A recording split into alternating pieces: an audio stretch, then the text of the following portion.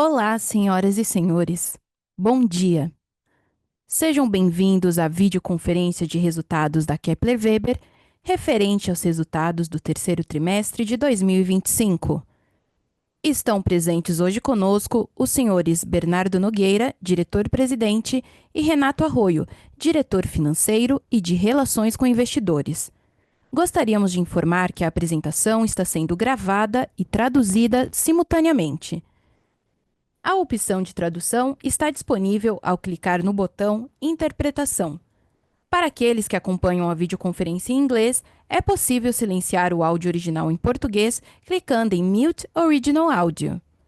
Durante a apresentação da companhia, todos os participantes terão seus microfones desabilitados.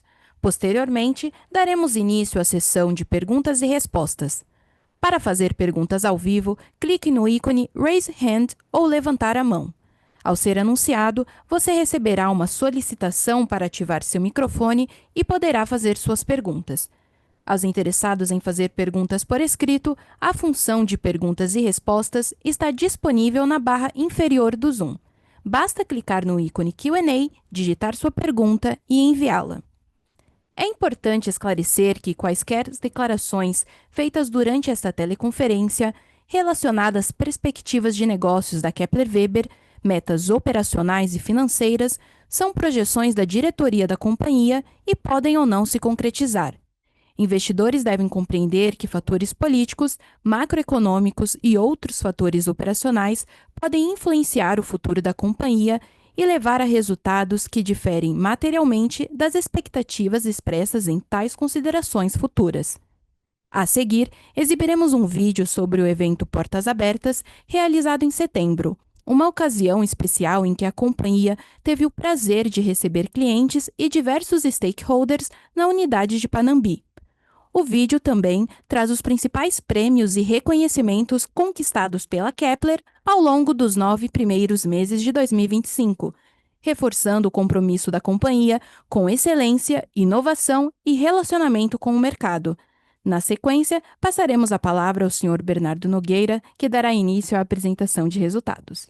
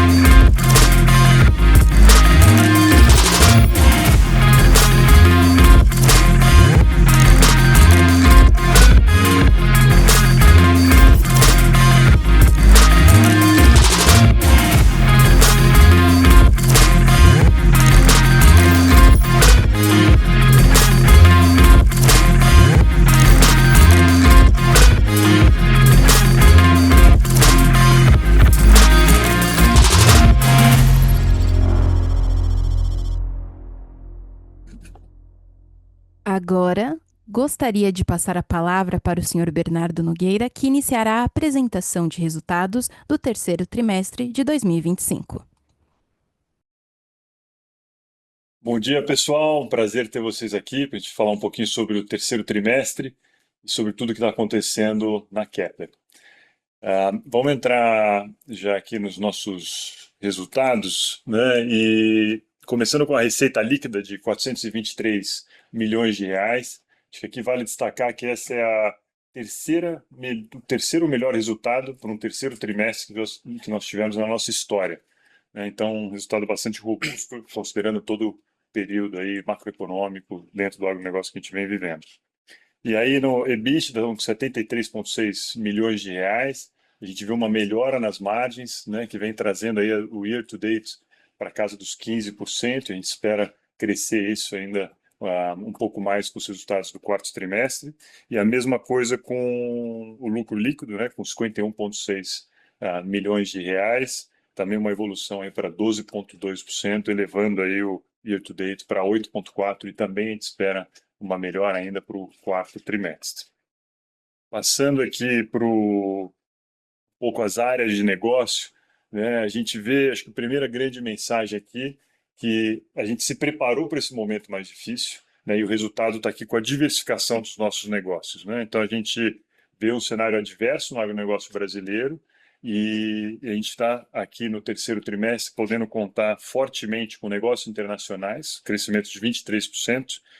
Portos, terminais, aí né, são grandes projetos que entram e saem da carteira, nesse trimestre entrou, então com crescimento de 90%. A gente vai continuar vendo um bom quarto trimestre em portos terminais e reposições de serviço que está aí com 10,8% de crescimento, né, a gente vai fechar o ano nessa base aí de 2 dígitos de crescimento no RS. Para os segmentos de fazenda e agroindústria, que são os segmentos bastante ligados aqui à conjuntura do agro brasileiro, a gente vê uma queda aí de 3% no terceiro trimestre. Esse momento mais difícil ele se mantém no quarto trimestre e provavelmente em 26 também a gente vai ter ainda um cenário desafiador para os agricultores. E a agroindústria, né, a gente vê essa queda de 30%.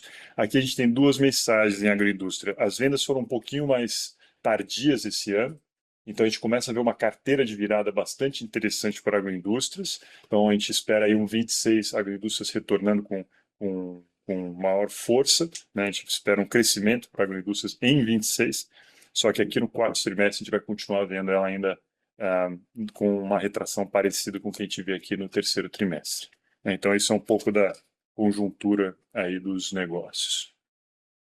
A gente gosta de trazer obras, né? A gente acha que é um cartão postal, né? Então a gente compartilha com vocês aqui algumas obras no Paraná, no Mato Grosso e em Goiás, e também aqui no Peru e no Uruguai, né?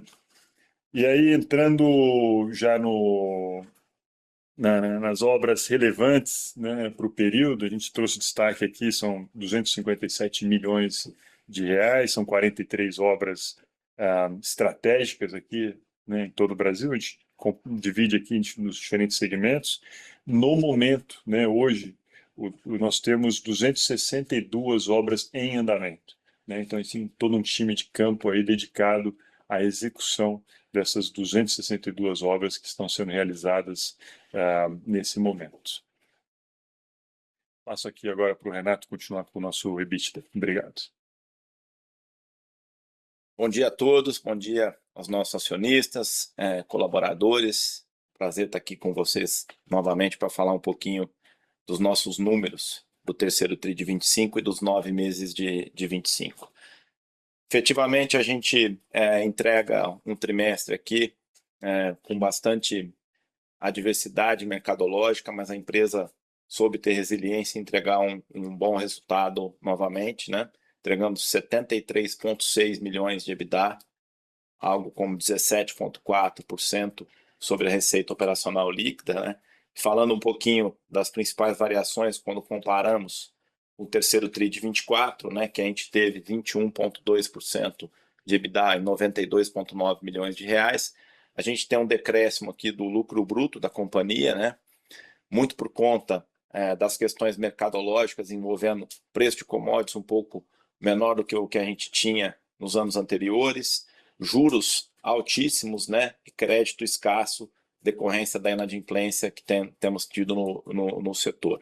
Então a gente teve um lucro bruto aqui que foi amplificado aqui por uma queda de preços, né? E acho que é importante fazer algumas distinções, né? A gente, como o Bernardo mencionou, a gente tem diversificado bastante a companhia, negócios internacionais a gente vem crescendo bastante, reposições de serviços a gente vem crescendo bastante sem agredir margens, né? Acho que esse é o ponto importante. Entretanto, no pós-colheita, mercado local, a gente tem um impacto dessas questões macroeconômicas que eu citei, e aqui efetivamente a queda no lucro bruto advém de quedas em preços. O SG&A nosso bastante controlado, né? Se a gente for olhar a rubrica de D&A, é uma rubrica que vem caindo em relação ao ano anterior, então é uma rubrica que tem atenuado os efeitos inflacionários e ainda assim caído mais um pouco. A rubrica S a gente teve acréscimos, né? A gente fez investimentos na Procer, a gente fez investimentos em mais efeitos de vendas, mais feiras que a gente está participando, né? E isso corrobora aqui um gasto maior na rubrica de vendas como um todo. E outras operacionais, né? A gente teve um impacto aí positivo de 9,7 milhões, decorrente de um reconhecimento tributário da Lei Complementar número 160, que aconteceu agora no terceiro trimestre, né? E isso efetivamente, acho que primeiro fruto de um bom trabalho da companhia em recuperar créditos extemporâneos, e segundo, evidencia como a Kepler é conservadora do ponto de vista de tomada de crédito, né? A gente toma crédito nos momentos após trânsito julgado, né? E às vezes outras empresas um pouco mais agressivas tomam isso no curso dos negócios. Olhando os 9 meses de 25, né, as quedas também são similares e as explicações são similares, né? A gente vê um grande impacto de queda aqui no lucro bruto, advindo de queda de preços. A gente vê novamente aqui um SG&A bastante controlado e as explicações que eu fiz para o terceiro trimestre também revigoram aqui. E os outros operacionais a gente vê uma pequena oscilação entre 11,2 e 11,9. Foram outras recuperações de PIS/COFINS que a gente fez ao longo do ano também. Bom, falando um pouco de CAPEX, né? E a gente tinha mencionado no último quarto, né, que a gente teria um arrefecimento frente ao segundo TRI, né? Então a gente teve um arrefecimento no CAPEX de 20,8 para 15,5 milhões, mas a gente vem numa rotina bastante importante de CAPEX para a companhia, e eu acho que a gente tem que ver isso com bons olhos, né? A companhia, mesmo num momento desafiador de mercado, ela tem capacidade de fazer os investimentos necessários para crescer. Então a gente vê, fizemos investimentos importantes na sustentação da companhia, a gente mudou todo o fluxo administrativo da companhia, a gente revitalizou o prédio administrativo da companhia, a gente fez diversas pavimentações nos prédios e adequações que eram necessárias. A gente tem modernizado as nossas linhas Fabris, especialmente a nossa linha para atendimento do Biocav. A gente tem investido bastante em tecnologia de informação com foco em inteligência artificial, e a gente migra agora no final do ano para o SAP S/4HANA. E além disso, a gente vem desenvolvendo bastante novos produtos. Vale mencionar que a gente vinha numa rotina de 3% dos produtos vendidos, eles eram feitos nos últimos 5 anos, ou desenvolvidos nos últimos 5 anos. A gente deve chegar esse ano entre 13% e 15% de vendas efetivadas no ano de produtos que foram desenvolvidos nos últimos 5 anos. Então essa é uma métrica importante, e a gente tem capacidade, tem caixa e tem condição de fazer o que a empresa precisa do ponto de vista de investimento para a gente não parar mesmo no momento adverso. Em relação ao ROIC, a gente tem uma queda no ROIC em relação ao segundo TRI de 25, mas a gente tem um ROIC muito acima dos peers locais e dos peers comparáveis com a Kepler. A gente entrega um ROIC de 21%. A queda aqui é decorrente principalmente da questão de queda no lucro operacional frente aos últimos 12 meses, mas a gente entende que esse número deve se estabilizar por aqui entre 20% e 25%, e é o nosso entendimento, né? A gente teve uma estabilização, a gente vinha caindo muito mais comparativamente em termos de lucro operacional quando comparávamos com o ano passado, e a gente vê uma estabilização a partir de agora, o que faz com que o ROIC também deva se estabilizar nesse nível entre 20% e 25%, que é um nível muito acima do que o mercado entrega hoje e muito acima do custo de capital local nesse momento. Falando um pouco do caixa, né? Então, o caixa da companhia, a gente aumentou o caixa bruto da companhia em 5 milhões de reais ao longo do quarto, e vale mencionar que a gente fez 25 milhões de dividendos nesse período. A gente investiu bastante em capital de giro, dado que a gente cresceu de uma receita de cerca de 320 milhões para uma receita de 420 milhões, e a gente fez o CAPEX aqui, efeito caixa, de 14,3 milhões. E isso que financiou isso foi o resultado nosso ajustado, né, que veio com 58 milhões de reais. Então, a empresa gerou caixa, mesmo distribuindo dividendos, mesmo investindo em capital de giro e mesmo fazendo o CAPEX necessário para a companhia crescer. Nesse momento, passo ao Bernardo novamente para fazer as menções aqui à nossa tese, estratégia e gestão, e depois nós responderemos as perguntas do Q&A. Maravilha, Renato, muito obrigado. E a gente repete, tem 2 slides aqui que a gente vem repetindo ao longo dos calls, que ele traz um pouco do contexto de tudo que está acontecendo aqui na Kepler, né? Então, primeiro é esse tese, estratégia e gestão, que ele resume, né? Nossa tese de investimento é muito baseada nesse protagonismo do Brasil na produção de alimentos. Então, safra recorde aqui em 25, de 350 milhões de toneladas, 354 milhões de toneladas. Os agricultores já estão plantando a safra 26 e a estimativa hoje é de mais uma safra recorde com 360 milhões de toneladas. São mais de 100 milhões de toneladas de crescimento em 5 anos, então continua muito forte na nossa tese esse protagonismo do Brasil. O segundo ponto aqui que a gente vê em crescente é a industrialização do agronegócio brasileiro. Então, nós fechamos importantes negócios esse ano e agora no terceiro trimestre relacionados a etanol de milho, relacionados a biodiesel, né, que demandam aí armazenagem de commodities durante 12 meses, né, então muito favorável para o nosso segmento esse movimento de produção de biocombustíveis. Olhando na estratégia, né, a gente vê aí que a Kepler se preparou para esse cenário mais adverso do mercado. Então, nós temos hoje um portfólio bastante diversificado, atuando em diferentes segmentos, né, e um compensando o outro ao longo de diferentes momentos da economia, né? E o destaque aqui vai para o negócios internacionais com o crescimento da Argentina, né? A Argentina crescendo 30% no nosso portfólio nesse trimestre. No ano, esse crescimento é ainda maior. E com as notícias mais recentes, a gente vê um ambiente bastante positivo para investimentos na Argentina, né? Lembrando, a Argentina é o terceiro maior exportador de soja do planeta, um mercado muito competitivo no agronegócio. Nós estamos a apenas 200 quilômetros da fronteira, nós temos centenas de clientes no país, então a gente tem uma vantagem competitiva muito grande nessa retomada aí de investimentos no nosso vizinho. E outro ponto que vale a pena mencionar aqui na nossa estratégia está a conexão do pós-colheita, né? Nós temos a Procer, que é como se fosse a Apple Watch dos silos, né? E traz conectividade e a gente quer gerar valor para toda a cadeia, para os bancos, trading, seguradoras, empresas de logística, e conectando todo o pós-colheita. Isso também vem avançando bastante. A gente já teve um acordo firmado com a XP no início do ano e a gente espera ter mais bons negócios acontecendo ao longo ainda de 25. Olhando para a gestão eficiente, que é o terceiro pilar aqui da nossa estratégia, Renato comentou bem, a gente vem, né, buscando eficiência e ganhando eficiência em diferentes partes da companhia, né? Eu vou falar isso um pouco mais em detalhe no fechamento, como que a gente não está desperdiçando essa crise, né? A gente vem aproveitando essa crise para revisitar processos e ganhar eficiência em todas as partes da nossa organização. E por último, né, dentro ainda de gestão eficiente, é o cuidado com o nosso cliente, né? Nós temos aí um crescimento de clientes atendidos, nós temos um NPS aí no nível de qualidade né, e isso é um pilar fundamental da nossa estratégia.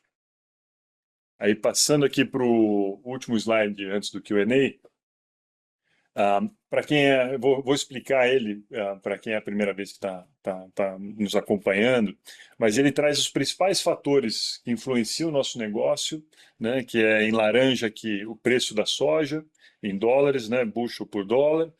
Então a gente vê que né, a gente teve um momento excepcional da agricultura ali entre 21 e 24, né? A gente vê o EBITDA percentual da Kepler, né? Então as variações.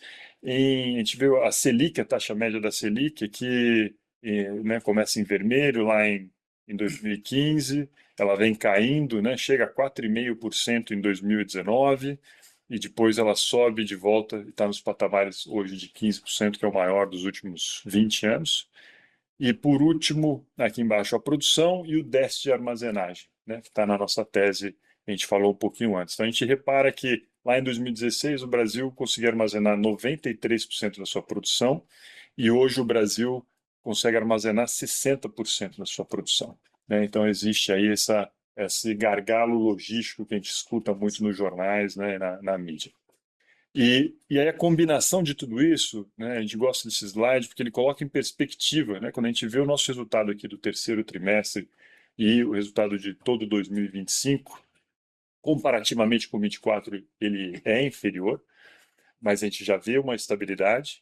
Mas o importante é comparar maçã com maçã, né, comparar com o mesmo momento do ciclo anterior, que foi lá em 2016, 2015, quando a commodity estava no preço que está e os juros estavam onde estavam, e a gente vê um resultado muito superior, né? A gente vê outra companhia, né? E aí muitas coisas influenciaram para a gente entregar esse resultado, desde Lean Manufacturing, que começou em 2016, a expansão do reposição de serviços, CDs, essa estratégia de diversificação e toda uma gestão buscando eficiência o tempo todo, né, que nos entrega esse resultado, junto, obviamente, com o que a gente comentou antes, que é esse déficit de armazenagem, e a gente sabe que esse déficit ele não vai embora. Então, muita coisa no agronegócio é cíclico, o preço de commodities é cíclico, clima é cíclico, mas o déficit de armazenagem no Brasil, ele se mantém aqui pelos próximos 20 anos, pelo menos.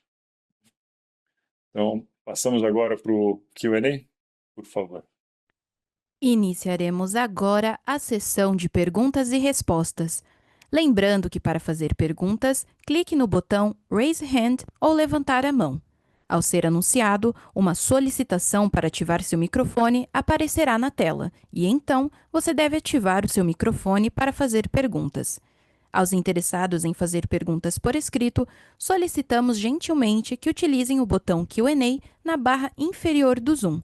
Em virtude do elevado número de questões habitualmente recebidas e com o intuito de atender a todos os participantes, as questões serão respondidas de maneira agrupada de acordo com o tema anunciado.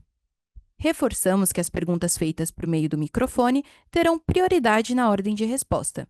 Se a sua pergunta for enviada após o encerramento do tema anunciado, o time de Relações com Investidores providenciará a resposta posteriormente por e-mail. A nossa primeira pergunta vem da senhora Fernanda Urbano, da XP. Por favor, pode prosseguir. Bom dia, pessoal. Bom dia, Bernardo, Renato. Obrigada aqui pelo espaço. São duas perguntas aqui do nosso lado. Primeiro, eu queria explorar um pouco, né, carteira de pedidos. No último call de resultados, né, vocês tinham comentado que a carteira ela estava rodando em um patamar acima do ano passado, e agora a gente vê uma retração, né, quando a gente compara com o terceiro trimestre de 2024, mas apesar de uma melhora sequencial aí, trimestre a trimestre. Queria entender melhor, né, sobre essa dinâmica, se ano passado, no terceiro trimestre, a gente pode afirmar que foi uma base comparativa mais forte do que o normal, ou enfim, ou se vocês atribuem, né, essa queda ano a ano, ao cenário de crédito mais escasso, como vocês comentaram, ou então algum outro fator, né, para a gente conseguir pensar, enfim, entender como que está a dinâmica, né, a evolução dessa carteira de pedidos e o que a gente pode pensar aí para o quarto trimestre. Esse seria o primeiro ponto. E o segundo ponto, né, vocês trouxeram agora no final da apresentação um slide bem interessante sobre rentabilidade, considerando vários ciclos de Selic, preço de grãos e também, né, capacidade de armazenagem. Eu entendo que são muitos fatores que acabam influenciando na margem propriamente dita, mas queria entender, né, que patamar vocês têm visto hoje como razoável para o ano que vem, pensando tanto em né, custo de matéria-prima, as iniciativas de vocês, né, de redução de SG&A, e também no apetite do mercado aí para, enfim, melhores volumes ou melhor precificação. Seriam esses dois pontos, sobre carteira de pedidos e, enfim, a rentabilidade. Oi, Fernanda, obrigado, excelentes pontos. Sobre a carteira de pedido primeiro, acho que a notícia aqui é que ela estava, né, fechamos ali o setembro um pouquinho abaixo de 24, mas a gente teve um setembro já, foi o maior mês de vendas do ano para nós, e outubro ele está indo muito bem. Então hoje, eu até tirei hoje de manhã a foto da carteira, ela já voltou para um território positivo. Então, acho que essa notícia boa para dar uma tranquilizada aqui na turma. e é um ótimo indicador, né, do que vai acontecer para frente, então a gente acompanha isso muito de perto. E para falar de quarto trimestre e carteira, a nossa expectativa, né, nós esperamos fechar o ano com uma carteira superior que a gente fechou o ano de 24. Então a gente deve entrar, né, a gente espera entrar 26 com um volume maior de negócios que a gente entrou em 25. Então isso acho que atende a resposta da carteira. E aí com relação à rentabilidade, Fernanda, a gente, né, conversa muito com consultores, né? Essa semana mesmo tivemos um trabalho aqui planejando 26 e todas as informações que a gente tem é de manutenção do cenário de 25.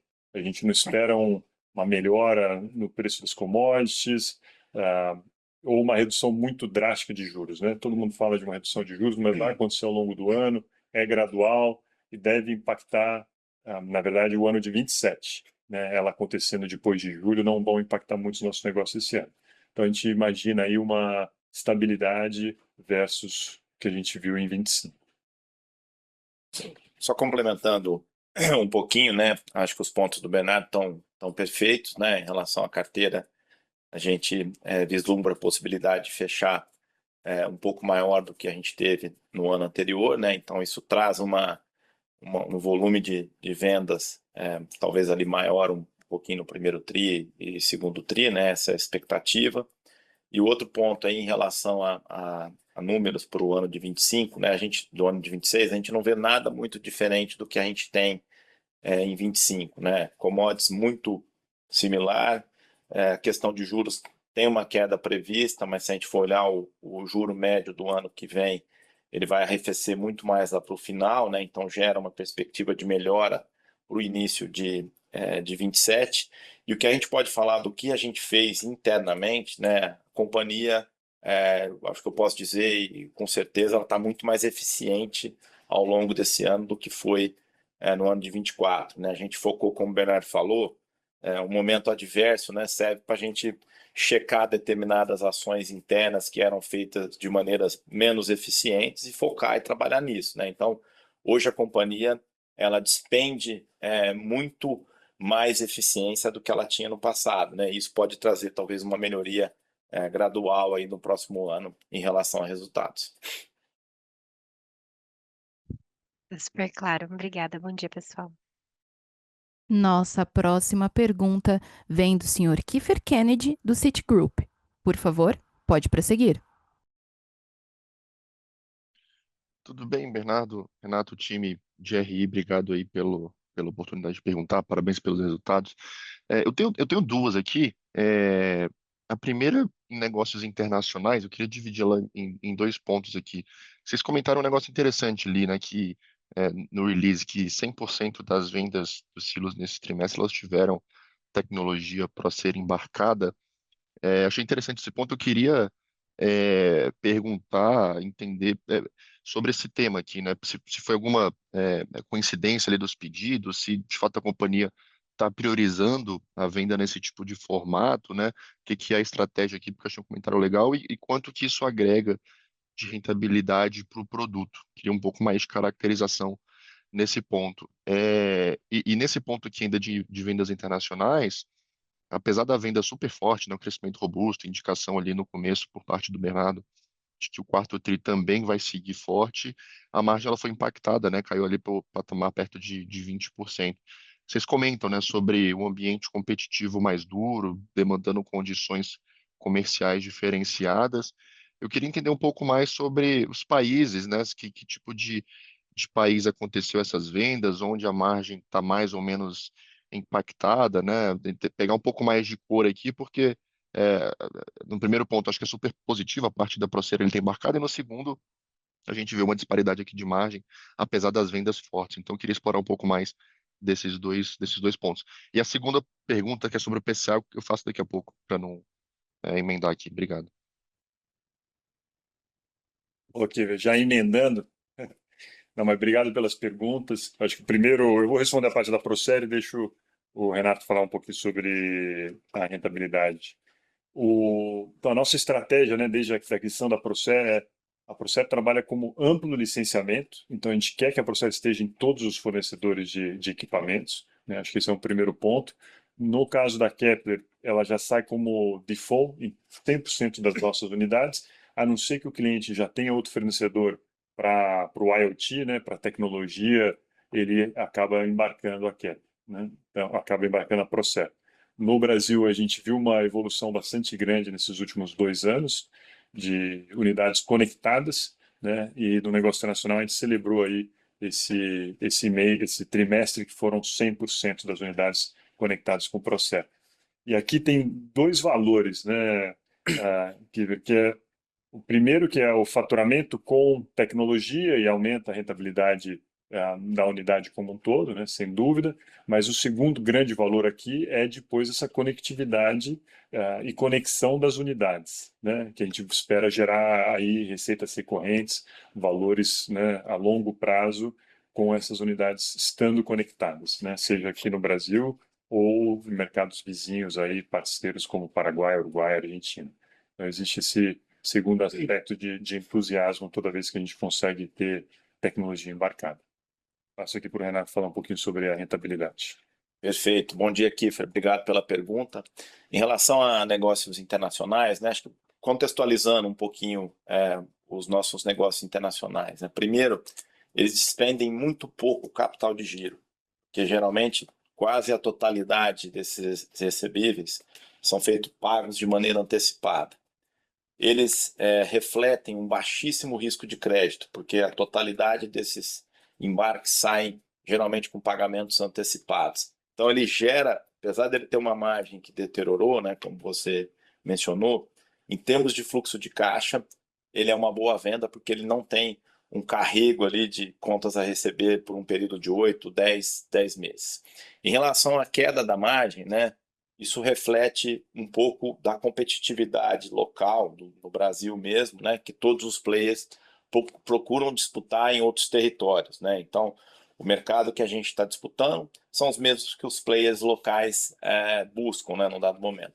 O que a gente está tendo agora, e acho que é importante, a gente está amplificando a nossa participação em negócios internacionais e, de certa maneira, você prega uma bandeira no cliente, você fideliza esse cliente, né? Como o Bernardo mencionou, a gente trabalha muito no NPS, ter a venda recorrente, então isso gera um importante ponto, e além disso, gera uma reposição em serviços no futuro. Então, a queda da margem é decorrente de um cenário competitivo em que os players locais também buscam oportunidades internacionais, mas o ponto positivo é que a gente prega uma bandeira, a gente amplifica a nossa capilaridade internacional e, além disso, ele tem uma possibilidade muito boa de gerar fluxo de caixa, dado que não tem contas a receber alto envolvido. Tá bom, super claro. Isso é em todos os países que vocês operam? Tem algum que tá melhor, pior? Vou dar um pouco de cor aqui. Tem uma pulverização um pouco de margens entre os países, né? É claro que uma venda que é recorrente, às vezes você consegue ter uma margem um pouco maior, né? E novos entrantes, né? E aí acho que não tem muito a ver com o país, né? Tem muito mais a ver com um novo entrante ou não, né? No primeiro momento, talvez você tenha uma margem um pouco menor. Tá bom, super claro. Eu tenho a segunda aqui, relativo ao PCA. É, vamos lá, assim, o orçamento do PCA aprovado para esse ano ali é por volta de 8 bi, né, para esse ciclo de 2025 e 2026. A gente viu nos últimos anos a utilização desses recursos ali perto de 50%, 60% mais ou menos, por volta de uns 5 bi. Diversos fatores aqui, né, que a gente já comentou em outras conversas, né, os juros elevados, o produtor tá machucado, tá inibindo ali o nível, o grau de investimento por parte dele.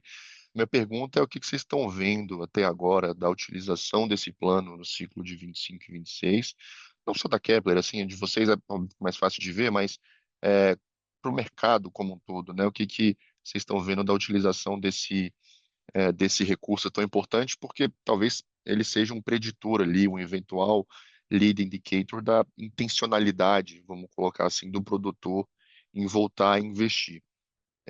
E ainda no segundo ponto aqui dentro do PCA, vocês comentam no release sobre 15%, né, das vendas da Kepler financiadas a partir da utilização desses recursos. Fazendo uma conta super simples aqui, eu tenho a impressão de que o share da Kepler, né, na utilização do PCA, ele é menor do que o share da Kepler no mercado de silos como um todo. Vocês veem isso? Assim, eu queria entender. Parece que o cliente da Kepler utiliza muito menos do PCA do que os clientes dos concorrentes, né, fazendo uma conta do que seria o valor que está aí para vocês, né, em relação ao valor total do 5 bi que eu comentei. Eu queria um pouco mais de cor aqui nesse ponto da relevância do PCA para a companhia vis-à-vis, né, para os concorrentes. Parece que tem uma disparidade de share na utilização aqui, dependendo de para quem é o cliente. São esses dois pontos. Obrigado. Beleza. Obrigado, Kiffer. Eu começo por aqui, depois eu passo para o Bernardo também, para dar um pouquinho de cor aqui.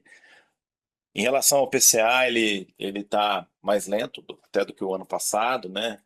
Nesse momento liberou cerca de 10% do total de 8 bi disponíveis, né? Ele deu uma acelerada no mês de setembro, né? Agosto andou muito devagar, setembro deu uma acelerada um pouco maior, né? Mas ainda aquém da expectativa do setor. Tem bastante protocolo, tem bastante intenção, mas efetivamente está mais burocrático para se liberar. A gente entende que talvez seja um cenário muito parecido com o último PCA que aconteceu em termos de liberação, né? E a gente trabalha com esse cenário. A Kepler, de certa maneira, tem uma exposição entre 13% e 15%, muito mais focado no nosso setor de fazendas, né? E até por isso é importante essa pulverização nossa e a diversificação de negócios, né? Porque no momento que você vai para portos, terminais, negócios internacionais, reposições e serviços, não tem PCA envolvido aqui, e agroindústrias também é muito pouco, né? Esses entes aqui se financiam de outra maneira, né? E então o que a gente tem se estruturado? A gente tem usado um pouco mais de balanço, né, para financiar algumas vendas de fazendas ou reposição e serviços, né? Então a gente usa com muita parcimônia o nosso balanço, então dá para olhar, se a gente comparar o mesmo período do ano anterior, a gente cresceu cerca de 30 milhões de reais no longo prazo, né? E a gente faz uma análise muito fluxo de caixa e margem para fazer isso, dado que a concorrência tem feito um parcelamento, às vezes, até de maior escala, né? E agora eu passo aqui para o Bernardo fazer um complemento aí das questões concorrenciais. Ô, Kiffer, então, com relação ao PCA, a gente não enxerga que temos um share menor do que é liberado em comparação com os nossos concorrentes, né? Acho que, pelo contrário, a gente tem uma ótima participação, vem sendo liberado menos, de fato, e talvez uma coisa que esteja faltando na conta é o custo total da obra, né? Então, muitas vezes entram outras disciplinas, né, como a estrutura civil, outros equipamentos também que são relacionados a uma unidade armazenadora, então isso pode mudar um pouquinho essa conta, né? Mas a gente tem um trabalho bastante ativo em buscar e ajudar, inclusive com consultorias, né, e a nossa equipe do time financeiro auxiliando os nossos clientes a buscarem os melhores recursos possíveis para fazer as suas unidades. Tá ótimo, pessoal. Obrigado e parabéns mais uma vez pelos resultados.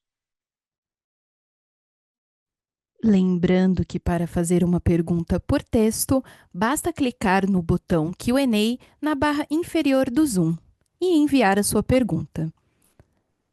A nossa próxima pergunta vem do senhor Ronaldo Bueno, investidor pessoa física. Bom dia! Qual a estratégia da empresa para melhorar as margens nos próximos trimestres, principalmente nos segmentos de fazendas e negócios internacionais? Vou começar. Obrigado, Ronaldo, pela pergunta. Acho que é um pouco do que eu mencionei, né? A gente tem a parte externa da companhia, que é a questão de precificação, que a gente tem um efeito mercadológico, né? E isso é uma disputa concorrencial. É claro que a gente busca vender o valor da Kepler, os diferentes pontos positivos que a Kepler tem, os diferenciais que a companhia tem, os prêmios que a gente viu que a companhia acabou de ganhar, né? Que dão segurança para o nosso cliente, que dão segurança para quem está fazendo o seu investimento. Mas dentro de casa, né, e as questões internas, a gente tem melhorado muito a nossa eficiência fabril, né? Os nossos custos de não qualidade têm reduzido algo como 30%. os nossos custos com terceirização estão ficando quase que ausentes dentro da companhia, né? O nosso time to delivery tem melhorado abruptamente junto ao nosso cliente, né? Então isso tudo traduz numa redução de custo bastante importante. Além disso, a gente vê o nosso G&A extremamente comportado, e à medida que você vai crescendo receita, isso você vai gerando alavancagem operacional e isso vai melhorando a margem bruta da companhia. Então, respondendo a tua pergunta, a gente já tem feito ações, né? Acho que a empresa que começou o ano, ela vem evoluindo ano a ano e ela tem uma condição hoje de eficiência muito melhor que tinha no início do ano ou no final do ano passado, então isso gera custo, gera melhoria operacional. A gente tem atuado junto a fornecedores em desenvolver produtos com um melhor custo ou algo nesse sentido. E agora a questão de preços ela é muito decorrente da questão de crédito e preço de commodities como um todo. Então, respondendo a tua pergunta, a gente está atuando bastante no custo a fim de melhorar as margens e o Bernardo vai complementar um pouquinho também. Ronaldo, obrigado. Acho que o Renato explicou bem as ações de curto prazo, né, que a gente vem fazendo. De médio prazo, melhor forma que a gente pode fazer, que está no nosso controle para a melhoria da rentabilidade do nosso negócio, são 3 grandes pontos. Em primeiro lugar, P&D, então desenvolver produtos que são diferenciados, que economizam energia, que aumentam a eficiência do nosso cliente. E aí a gente aumentou de 3% para 15% o faturamento de novos produtos lançados nos últimos 5 anos. Então, P&D é um foco bastante grande nosso. A presença da Kepler através dos CDs. Então, no momento que você está lá em Balsas, no Maranhão, ou em Paragominas, no Pará, e existe um CD da Kepler lá, aquilo ajuda a gente a capturar mais premium, né, e uma margem melhor nas vendas de novas unidades, né? Então, o CD ele tem essa estratégia dupla, né? A gente quer vender peças, recorrências, serviços, mas a gente quer também, né, que uma unidade nova vendida na região do CD seja percebida como uma vantagem, né, como um premium. Então, esse é o segundo ponto.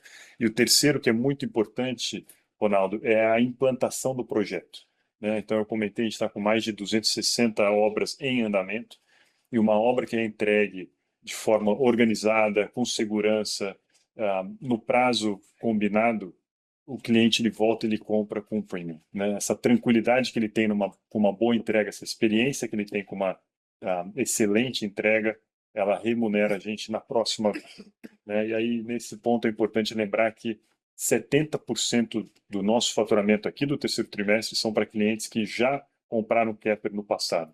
Então, você tem uma boa experiência, isso reverte em margens melhores nas próximas compras. Obrigado.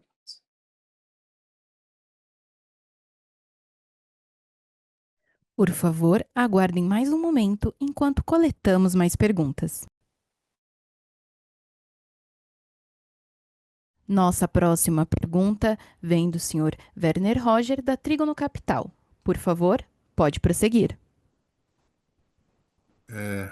Olá, bom dia, parabéns aí pelos resultados. Bernardo, Renato, toda a equipe da Kepler. São 2 perguntas. A primeira questão tributária, né, sobre o imposto sobre incentivos fiscais, me parece que foi revertido, ou parcialmente revertido, né? Queria saber qual é o status, se existe algo ainda a recuperar a respeito, e como é que está a demanda para portos, né? A gente está vendo aí uma super safra, né, um acúmulo de déficit de armazenamento, né? Mas como é que a gente vai escoar essa safra, né? Sendo que os portos não estão preparados para recepcionar, né, os trens, os caminhões e embarcar nos navios também que possam atrasar lá o embarque, tá? Obrigado. Obrigado, Werner. Bom dia, obrigado pela pergunta. Em relação à recuperação tributária, né, a gente teve essa recuperação tributária de 9 milhões e 700 acima da linha de EBITDA, de algo como 3 milhões ali em imposto de renda e contribuição social, né?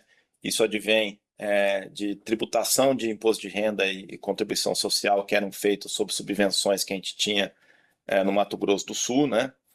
A gente vai avaliar ao longo do quarto TRI, né, e a gente até deixou explícito na nota explicativa, acho que nota explicativa número 27, o detalhamento disso que foi feito, né? A gente teve um trânsito em julgado, talvez a gente tenha algo a ser reconhecido no quarto TRI, mas a gente não consegue nesse momento monetizar e valorar isso, né? Por isso a gente deixou esses pontos colocados dentro da nota explicativa, mas a gente vai ter uma avaliação ao longo do quarto trimestre em relação a valores. Nesse momento, a gente entende que tem algo a ser feito, algo a ser analisado, mas a gente não consegue monetizar e verificar quais os valores a serem reconhecidos nesse momento. Mas, a princípio, deve ter alguma coisa dentro do quarto TRI.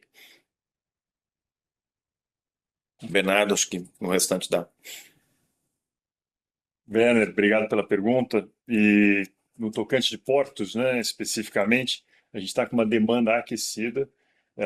Né, sua análise é perfeita, o Brasil vem crescendo a produção e precisa ter o escoamento adequado, então a gente vê, nós temos projetos atualmente em Santos e no Arco Norte, então existe aí uma boa pulverização de projetos, tanto portuários quanto ferroviários, também no nosso pipeline, né? Temos projetos inclusive com a Rumo no Mato Grosso nesse momento em execução, então existe aí um pipeline bastante interessante que vai trazer crescimento de novo no quarto TRI e em 26 também nossa ambição é de crescer dentro do segmento. Eu acho que vale a pena comentar mais um ponto de portos que, da mesma forma que o Procer, né, tem a vantagem estratégica de trazer essa conectividade das unidades, em portos, além da diversificação que o segmento traz para o nosso negócio, portos também são os projetos mais dinâmicos, né? A gente fala que é a Fórmula 1 do pós-colheita, são os projetos de portos que têm velocidades, capacidades completamente diferentes e forçam, né, a nossa engenharia a buscar soluções que são cada vez mais robustas, inovadoras, e isso cascateia depois para outras linhas de negócio. Obrigado. Bernardo, se me permite mais uma pergunta aqui, você podia comentar sobre agroindústria, né, o biodiesel, né, e o etanol de milho, né, que inicia de grãos ao longo do ano, né, a safra a gente sabe que elas são meses restritos, mas a produção é processamento ao longo do ano. Como é que está essa visão sobre esse tipo de demanda? Obrigado. Obrigado, Werner. De novo, a agroindústrias, né, como eu comentei antes um pouquinho, no nosso pilar, biocombustível, né, seja etanol de milho ou biodiesel, é sem dúvida nenhuma uma área demandante de armazenagem, né? Primeiro pelo crescimento desse segmento, né? A gente está com dezenas de projetos em andamento pelo Brasil, a maioria deles são Kepler-Weber. Nós fechamos negócios importantes no primeiro semestre, agora no terceiro trimestre, e no segundo semestre a gente vai ter notícias importantes aí de negócios sendo fechados, tanto para etanol de milho quanto para biodiesel. E eu acho que a dinâmica aqui, ela muda completamente, porque uma coisa é você ter, né, a gente sempre fala isso, o Brasil tem duas safras, então ele recebe a soja, embarca, depois recebe o milho, embarca, e quando você começa a ter esse universo de biocombustíveis que você precisa armazenar por 12 meses, você não consegue reutilizar a unidade para duas safras, né? Então você recebe o milho, no caso do etanol, e ele precisa ficar armazenado aí os 12 meses até a próxima safra, né? Então toda essa dinâmica aí, ela beneficia muito o nosso negócio, sem dúvida nenhuma. Muito obrigado. Nossa próxima pergunta vem do senhor Renato Luiz, pessoa física. Qual a política de distribuição de proventos aos acionistas para 2026? E na visão de vocês, por que as ações da Kepler estão tão depreciadas?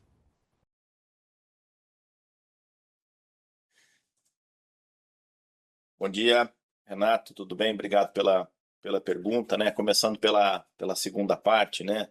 A gente também entende que as ações estão depreciadas, a Kepler tem um valor que deveria ser percebido como muito maior que o que está na tela, né? E o que a gente entende aqui como a desvalorização que acontece é a ligação que a Kepler tem com o setor agro, né? E a ligação que a Kepler tem com o setor de commodities brasileiros como um todo. Além disso, a questão de juros que impacta bastante o negócio.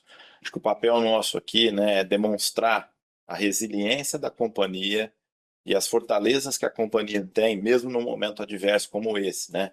que a gente tem que mostrar para os acionistas em geral é que aqui é um lugar seguro para estar, apesar da gente ter a exposição ao agro também, né? O que a gente está demonstrando aqui é que o setor que a gente está, né, um setor que, dada a necessidade e a criticidade de armazenagem, ele é um setor muito resiliente e muito forte mesmo num cenário adverso. A gente tem aqui mencionado, né, a não ocorrência, né, de casos de inadimplência na Kepler, e acho que isso é muito positivo. Então, esse é um mal que o agro vem sofrendo, né, e vem sendo penalizado, que aqui a gente não tem esse problema. A gente tem entregado resultados positivos dentro da situação momentânea do mercado. E um outro ponto positivo é uma empresa que não sofre do ponto de vista de marcação de despesa financeira, dado que a empresa tem caixa livre. Então, essas são as fortalezas da Kepler, e muita gente, às vezes, compara com outras empresas setoriais que estão tendo problemas distintos dos nossos. Em relação à política de dividendos, né, falando de 25 aqui, depois a gente responde a tua pergunta que é relativa a 26. Em relação a 25, a gente já distribuiu 95 milhões de dividendos, né? Se a gente for olhar, olhando só o lucro líquido do período, a gente distribuiu 103%, 104% de payout, olhando o lucro do período. Se olhar o período de 12 meses, algo entre 75% e 80%. E se olhar o dividend yield, está em torno de 9% quando a gente pega os últimos 12 meses, né? Então, a empresa é uma ótima pagadora de dividendos. A gente não tem uma política ainda estabelecida para 2026, mas a gente sempre busca manter esse histórico aí recente do que a gente tem distribuído, né? Se a gente for olhar, a companhia tem distribuído ali entre 60% e 80% de payout ao longo dos últimos anos. É algo que vai ser estudado futuramente junto ao nosso conselho de administração, não definido, mas geralmente é o norte que a empresa tem nos últimos anos. Obrigado. A sessão de perguntas e respostas está encerrada. Passamos a palavra ao Sr. Bernardo para que ele faça suas considerações finais. Bom, pessoal, muito obrigado pelas perguntas. Renato, essa tua última pergunta, né, eu adoraria ficar conversando com você mais, concordo com você 100%, né, e acho só para, antes do encerramento, só complementar a resposta do Renato aqui, a Kepler, ela tinha muita ciclicidade junto com o agronegócio, né? Se você olhar na nossa história, em 96, em 2006, 2016, a Kepler teve momentos difíceis quando o ciclo era baixista. O que a gente está mostrando aqui em 2025 que, apesar do momento adverso para o agronegócio, a gente continua sendo o maior pagador de dividendos, a gente continua, né, a gente criou uma empresa que traz uma resiliência aí pela sua diversificação e uma gestão realmente eficiente, né? Então é outra empresa, sem dúvida nenhuma, e concordo com você que a ação está depreciada. Eu fiz já um pledge aqui para o nosso conselho e faço aqui para todos vocês. Eu não vendo as ações que eu recebo da Kepler, nunca vendi, não vou vender porque eu acredito muito na nossa companhia. E para fechar, né, como encerramento, né, a gente falou bastante aqui que a gente se preparou para esse momento, né, esse período, né, não é só o trimestre, mas um ano mais difícil no agronegócio, com toda a diversificação, então a gente se preparou para esse cenário adverso e a gente está aproveitando a crise, né? Acho que o Renato comentou bem, em todas as áreas da organização a gente está encontrando melhorias, a gente está se tornando mais eficiente, né? Eu tenho alguns exemplos aqui, a gente reduziu em 4% o frete com caminhões por embarcar de forma mais organizada as cargas nas carretas, né? E a gente vem fazendo isso há 100 anos, né? Então melhorar em 4% é bastante coisa num ano.